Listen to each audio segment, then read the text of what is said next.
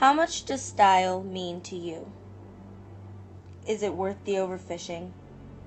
Is it worth the inhumane killing of fish? Is it worth the suffering of majestic and beautiful creatures? No?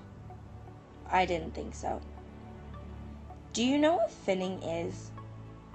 It's when you cut off the fins of usually sharks while they're still alive. What's even worse, they don't even use the rest of the body. Instead, they discard the still living body back into the ocean. What a cruel way to go. Approximately 100 million sharks are killed globally each year, and the main incentive? Shark fin trade.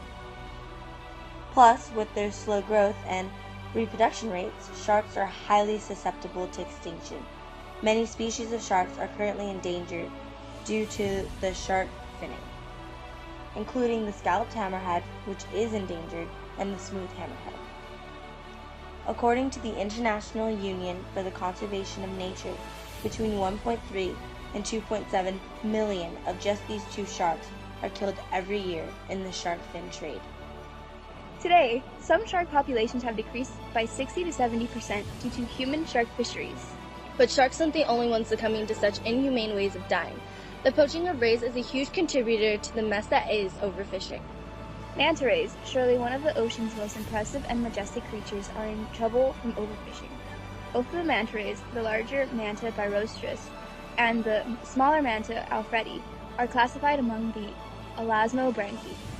Giant manta rays can grow to a massive 7 meters in width. However, nowadays, the amount of overfishing in the ocean means that there are few mantas that ever get the chance to grow that big. The threat from overfishing is due to both so-called bycatch and targeted fishing.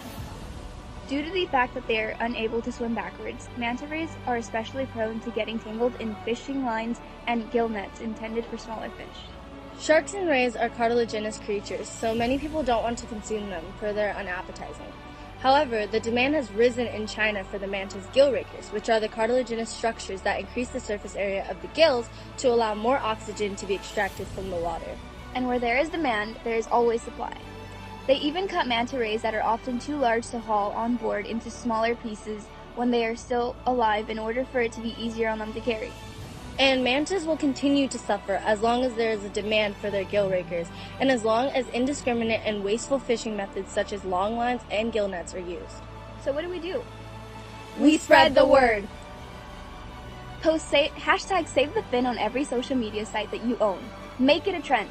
Make a t-shirt that says, "Ask me about finning" or "Ask me about poaching," and wear it everywhere. But make sure to wash it.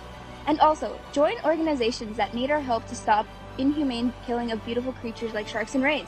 Create a petition to end inhumane poaching and illegal finning. Take a vow to not consume or obtain products that were created in these inhumane ways. The point is, get their attention. Make them listen. And most importantly, make them stop.